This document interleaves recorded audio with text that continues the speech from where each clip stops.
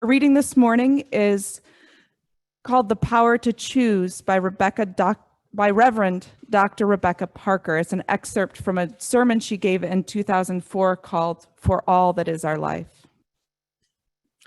Why does it matter that women's reproductive choices be protected?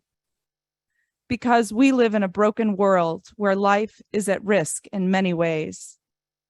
The power to choose is the power of life in the midst of brokenness.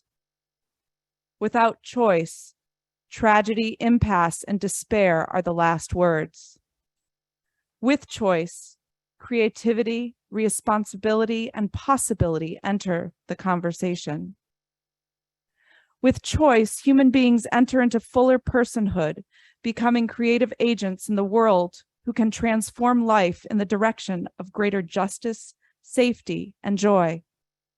A society in which human beings accept that life and death are in their hands is a better society. Embracing creativity and responsibility is a spiritual value that applies beyond the questions of pregnancy and childbirth. To know that we have choice is to know that life is not predetermined, that we do not simply have to comply with established structures, rote patterns, or the dictates of despair. It is to know that we are not helpless in the face of overwhelming events. We all need the spiritual knowledge that life and death are in our hands, and we all need to do the hard work of ethical discernment, of accepting that life and death are ours to choose. Why should we march to keep abortion safe and legal? Because where there is choice, there is life, and where there is life, there is hope. And now we'll hear from Nathaniel.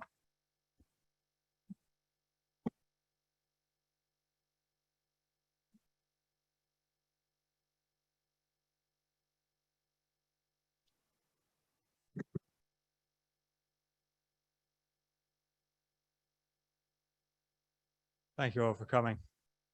Thank you for building this wonderful community here.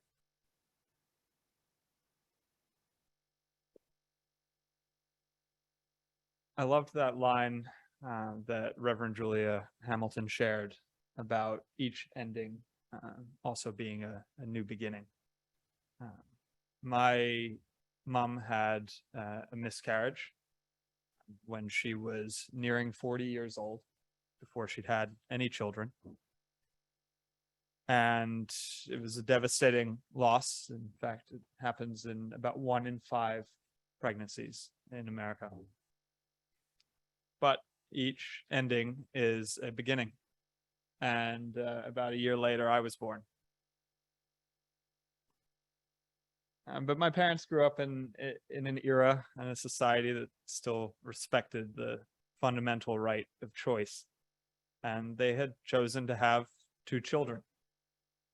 But shortly after I was born, my mother had a second miscarriage, another devastating loss.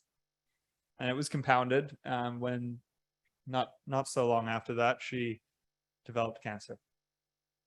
And she survived, thanks to chemo and surgery and radiation, but not with the ability to still have a second child. But each loss, each ending is a new beginning. And a few years later, we adopted my younger brother, who I'm very proud of. He's going to college this week. And I love him very dearly. But while things have been going well for us these past couple of years, and while all of us here are sharing this wonderful island paradise home, I'm also angry. I'm angry because there are little girls in this country right now being forced to carry their rapist child. There are trans people being killed by a new legal medical dictatorship that binds the hands of doctors just seeking to fulfill their Hippocratic oath. There are teenagers, sometimes even younger, being forced to carry a pregnancy to term when they have no business. being parents, no chance of raising somebody into a good life. And yet, that's what is now the case in almost half of this country. And in many of these places, it's getting much worse. So I am furious, even in this place of beauty and worship. I'm furious.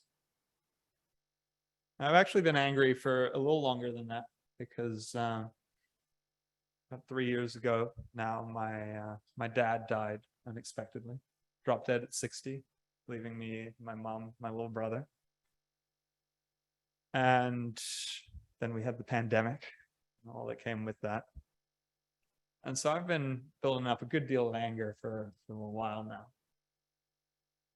But my dad had always been a man of action. He'd been an activist. He'd been a truth teller, storyteller, reporter, writer. And he'd always leaned into just doing things, getting things done. And so when I got angry this time, when I heard about the Supreme Court decision that was coming down the pike, I decided I was going to channel that anger into action.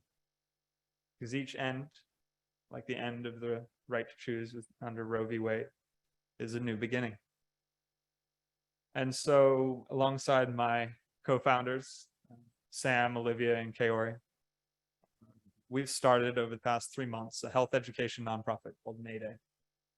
It's called Mayday for 3 reasons. We started in May. That's when we learned that we were going to face the greatest loss of civil rights in this country in decades. It's called Mayday because of the international distress signal. And it's called Mayday because that's the name of the resistance movement in The Handmaid's Tale.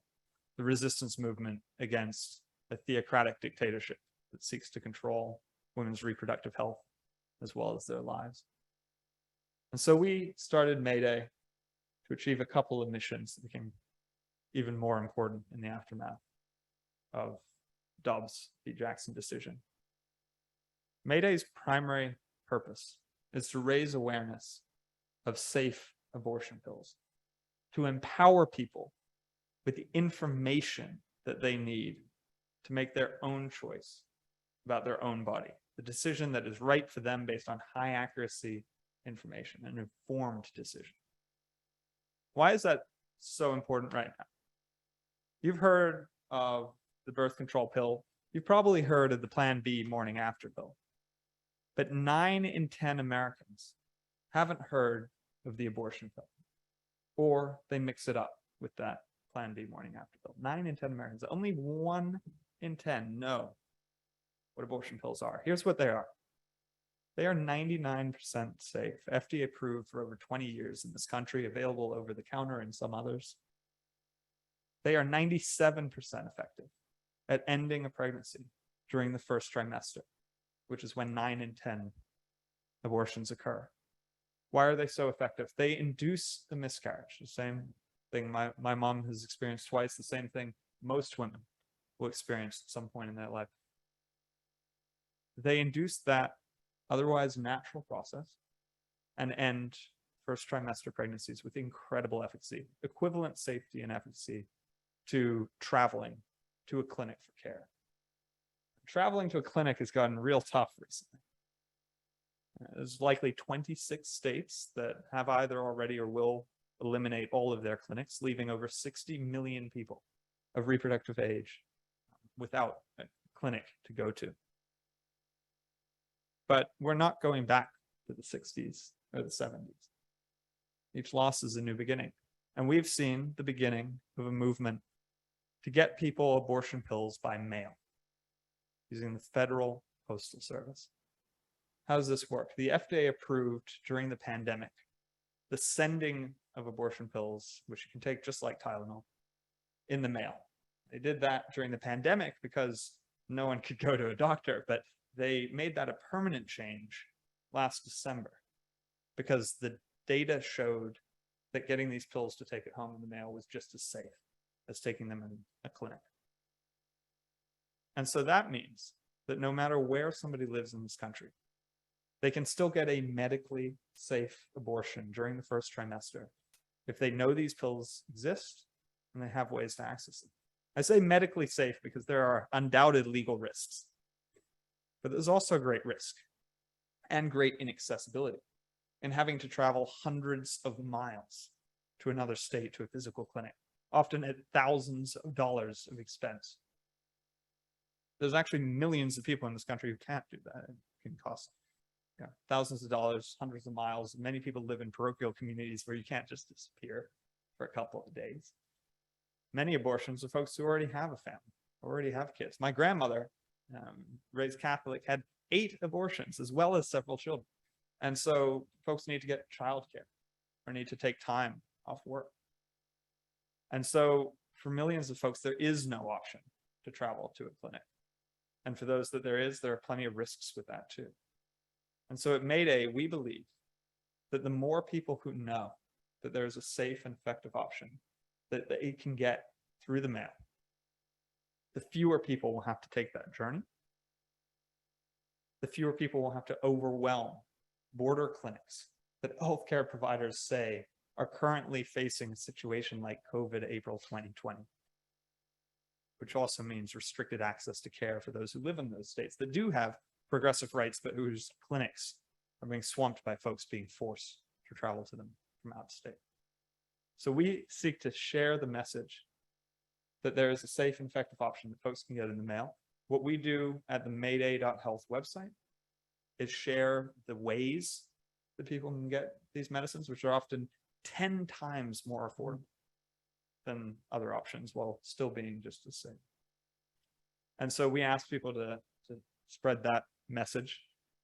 We're seeing an incredible reach of this information. Over the past few months, we've reached over 30 million people with clear and accurate information about this option. And so I've been angry for quite a while, but the past few months less so. And I guess the message I wanted to share with you all today was that you don't have to be just angry. We can also act in each different way that all of us know how. So I love this community and what you all have built here, and I appreciate sharing the opportunity to come and share a little bit about what we're doing. So let the end of this little sermon just be the beginning of whatever you decide to do next. Every loss and every end is just another beginning. So thank you.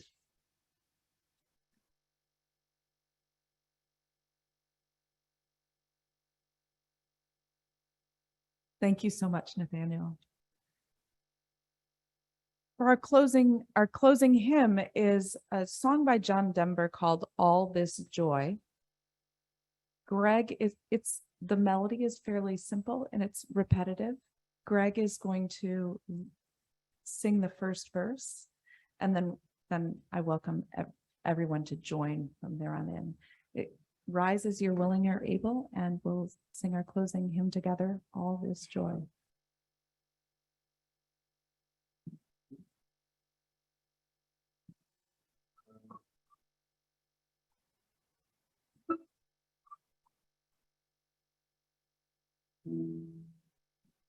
All this joy,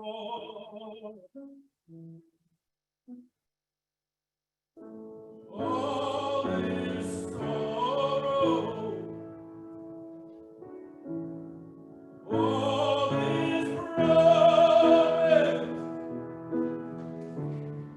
all this pain, such is life. Such is the end. Such is spirit. Such is blood. I love joy. I love sorrow. I love promise.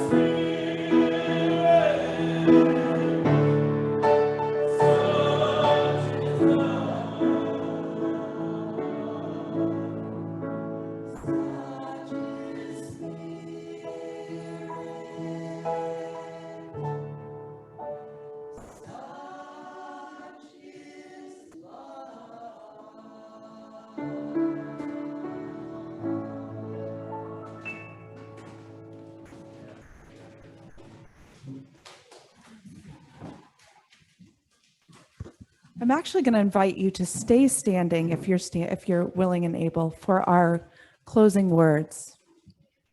Pre-pandemic, we had a tradition of holding hands. And so we'd like to give you the option of holding hands if you'd like to, or just connecting with others by holding hands, or connecting with yourself by holding your heart.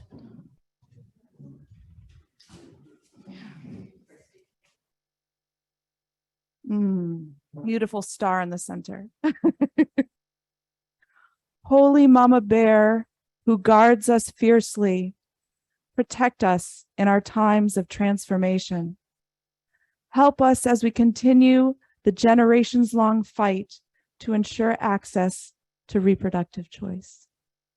Blessings, everyone. After Greg plays, if anyone would like to stay to share thoughts, we're going to we'll have a little talk back here. Stevie? Yeah, Nathaniel, would you be willing to answer questions after for a few minutes? Do you have time? Yeah. Okay. So we're going to let Greg play a little bit, and then we'll have a question and answer period, discussion period here. Thanks, everyone.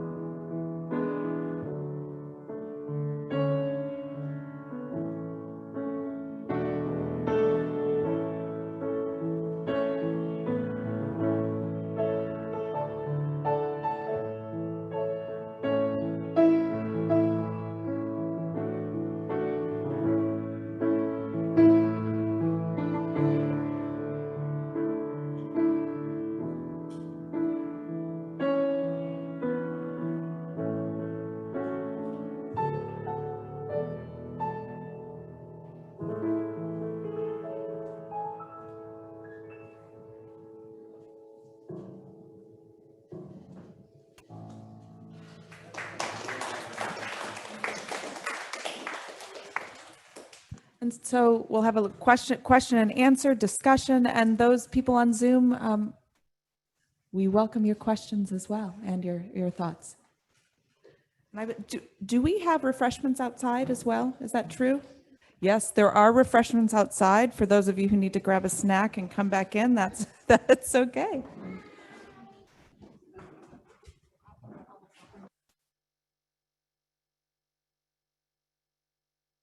So happy to just answer a couple of questions, and if anyone needs to run, obviously feel free to do so. Nathaniel, I'd heard or read somewhere, I don't know, is there an initiative in some places to outlaw access to the abortion pill or limit access? Yeah, that's right. So in 19 states, there are already restrictions on the ability to get these pills by mail. But those are legal restrictions. They have nothing to do with the medical safety. No, I understand, but I mean, obviously the fact that they can be delivered through the postal service seems to me to be somewhat in conflict with states trying to initiate barriers to access. So what's going on there? There is a fundamental disagreement between state and federal government right now on the legality of abortion pills. So there are states that say this is another form of abortion, they're banned. And then there's a federal government and a federal FDA, which has approved these pills in all 50 states, and a federal postal service that says, well, these are perfectly legal. Of course we can prescribe and ship these. And so right now there's a federalist conflict essentially playing out in the courts. And it'll take some time to resolve, and it'll also depend to some degree on who the next federal administration is as well. But right now, the answer is that something can be both legal in your country and illegal in your state. We think about it, this is a strange analogy, but we think about it a little bit like alcohol during Prohibition or marijuana in the early 2000s, where there were things that were banned in certain places, and yet everybody had access to them anyway. And so we would hope that the same way all of us had our first drink long before 21, that if somebody needs access to FDA approved healthcare, they should get that too. So right now, anyway, if you're in, pick a state, Kansas, Louisiana, Mississippi, they can in fact order this drug or this pill if it's even not available at the local pharmacy, and it'll be delivered to them through the mail. That's right. The Federal Postal Service is separate from state law, state governments, and they are perfectly happy to deliver this FDA-approved medicine. And an important fact is that opening somebody's mail before they do is a federal crime. So even if you were, say, a Texas state trooper, if you tried to search somebody's mail without due cause or process, you as law enforcement itself would be violating the law. So it's an incredibly messy situation. We're certainly not happy about it. But we think among the many bad options left available to people in the aftermath of this grave injustice, that this is the best of those bad options. It's a great question. Thank you. Okay. Sure. What's the best way to, get the word out to people, especially people who, like people who, say more educated might know a little more about this, but what about the folks who aren't? And how do you get that message out to them that it's okay to do that? Because there's people in that situation are so afraid right now anyway, of all their rights being taken away. They're afraid to move in that kind of situation. So how do we get that message out? Number one. Number two, the other basic question was, what are the mechanics of this pill? How does it work? Yeah, absolutely. I'll start with that second question because that's an easier one. It's two separate sets of FDA-approved medicines. Both of them are on the World Health Organization's list of essential medicines. And one of them stops a hormonal process required for the pregnancy to continue. And the other one causes contractions. And that's why I say what these pills are fundamentally doing is inducing a miscarriage. It is medically indistinguishable from a natural miscarriage. And that means in the very rare cases where somebody needs to seek local medical attention, there's no way for a local clinician to know that abortion pills were used to induce the miscarriage versus it being one of those cases that happens in 1 in 5 pregnancies, just like my mom's. In terms of how to reach folks who may have limited access to this, look, this is a very accepting place, right? Many churches across the South are not. Many people may never have heard that this is an option. They may only equate the word abortion with hell, right? And it's very tough for those people to be exposed to new information. We focus all of our resources in that direction because there are plenty of ways for people to learn about these options in other states. In many states, people still have clinics. So we use social media, we use targeted digital advertising. For folks who don't have internet access, we use billboards and local media, print news, radios, magazines, flyers and pamphlets, word of mouth. And the goal is to reach the folks who are least likely to be able to have this information, which correlate very heavily with the folks who are least likely to be able to travel to a clinic. So if they're facing a life-threatening pregnancy or a forced birth of a rapist child, they don't have an option other than if they know that these pills by mail exist. But it's an incredibly hard thing to do, and that's why we ask everybody with whatever platform you have or whatever contacts or network you have or whatever young folks you have who are engaging with other young folks across the country via social media to share this message. We would like to see awareness of a safe abortion pill option rise to the level of awareness of birth control itself. We want to flip from 1 in 10 knowing that this is an option to over 90%.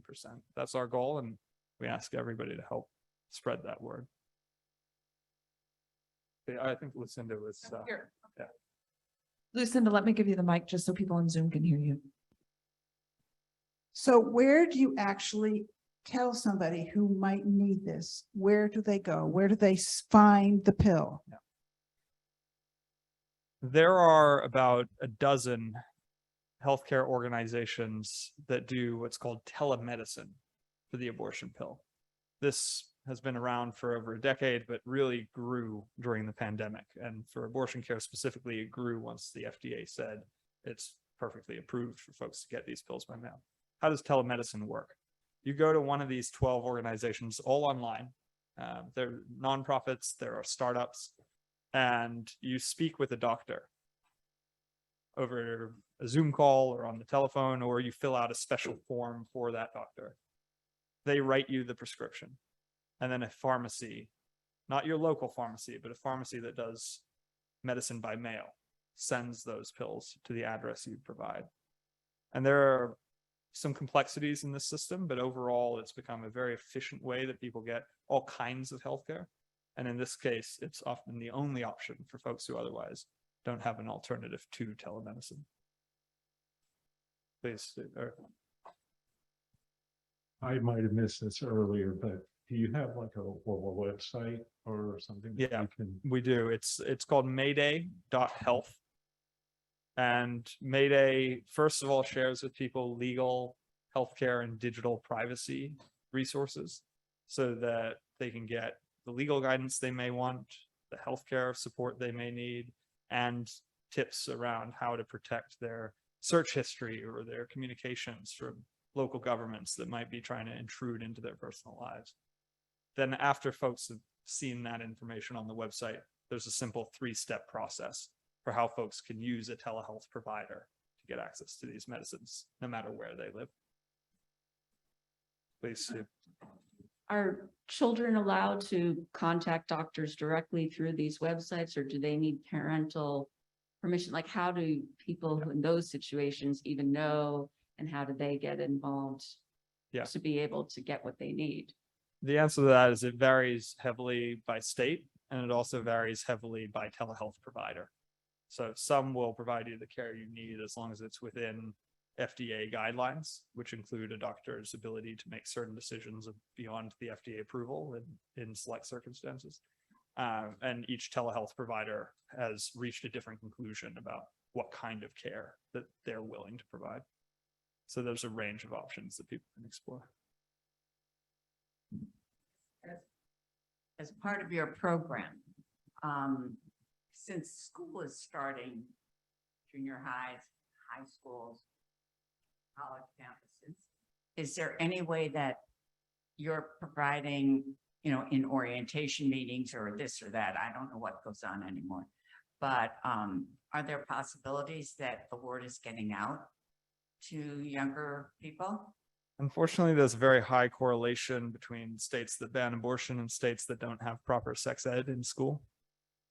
You know, it would seem to me that one could invest heavily in good sex education programs at schools across one state, and one would have fewer abortions as a result, because there would be fewer unplanned pregnancies. But sometimes logic is defied.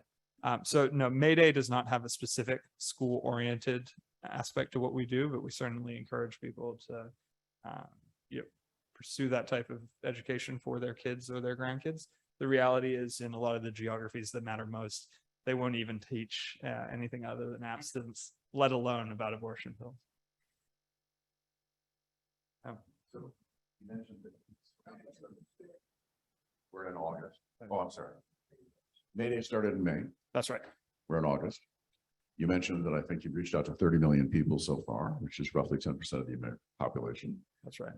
So are you seeing an exponential curve in terms of awareness and growth? Are you encouraged by what you're seeing? And, you know, it seems to me that there's a sort of informal network with kids, particularly in social media, which, regardless of what their parents try to do, what the state tries to do, they're going to do on their own.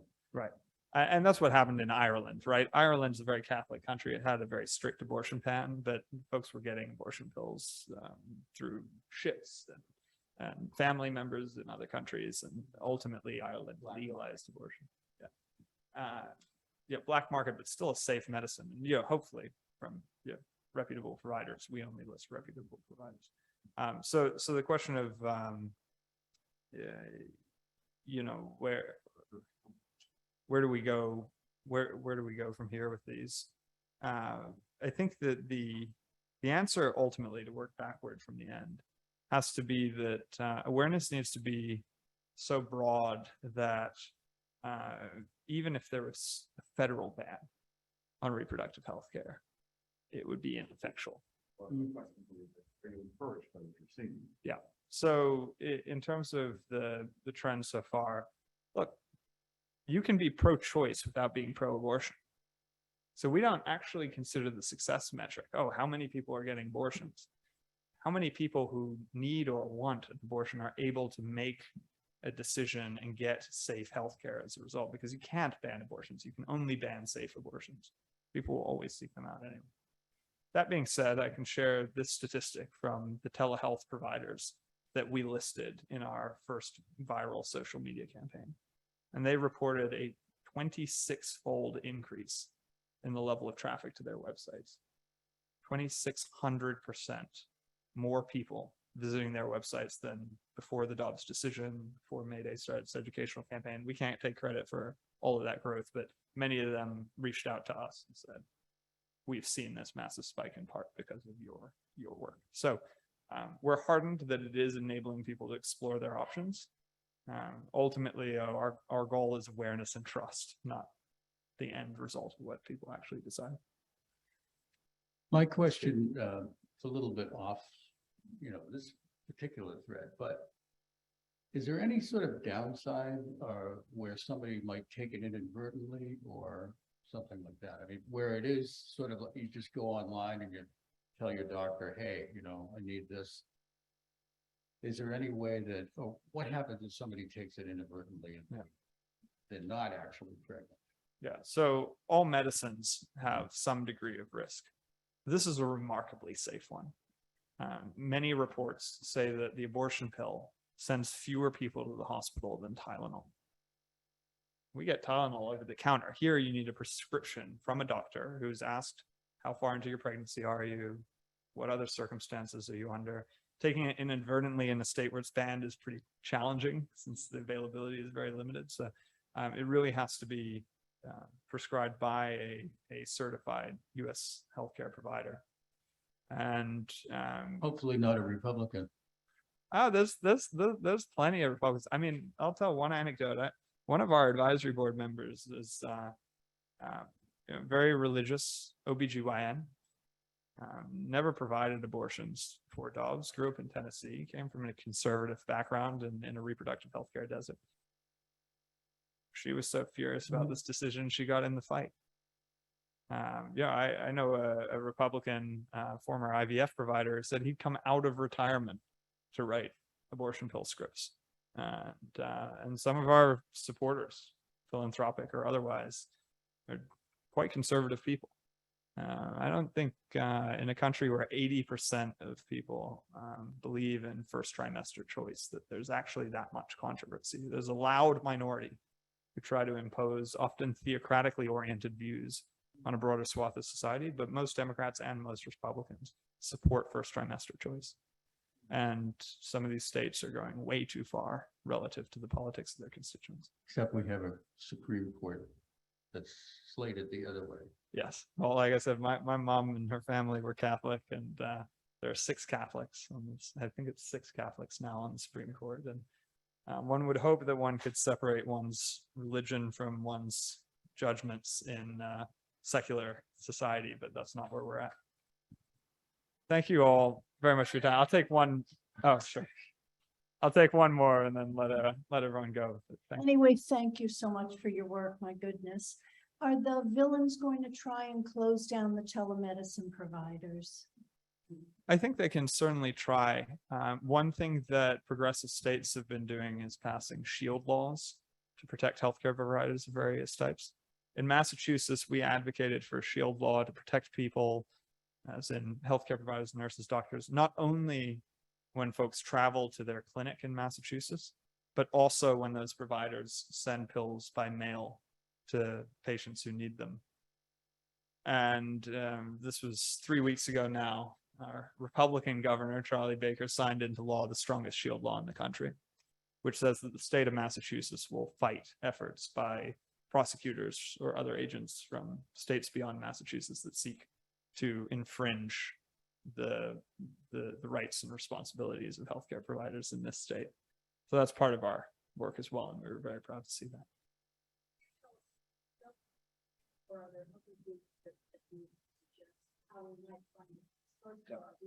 I appreciate that offer. We are fortunately quite well funded and currently raising exclusively from philanthropies and foundations. So certainly, if you know any of those types, happy to speak with them. We encourage people to support some of the funds that are used to supplement people's ability to pay for abortion pills. They only cost about $150 to $250. And I say only because that's tenfold cheaper than traveling out of your state, staying at a hotel, getting childcare, going to an in-clinic procedure that costs significantly more. But $150 to $250 is still too expensive for many Americans, especially in the geographies where abortion is banned. So one particular organization I would recommend is the Abortion Freedom Fund. It's abortionfreedomfund.org. It is a 501c3 led entirely by midwives and other healthcare providers who volunteer their time. And so 100% of donations to abortionfreedomfund.org goes directly to helping people pay for abortion pills. And we consider that a pretty good option.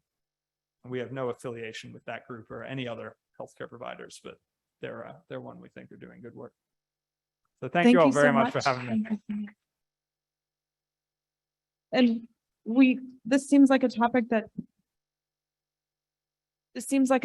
many people are interested in. And so perhaps we can start talking about how we as a group might want to spread the word. You know, do we have ideas about spreading the word? Certainly getting the info out maybe into our schools, who then our kids then have a broad reach, maybe into colleges, mama.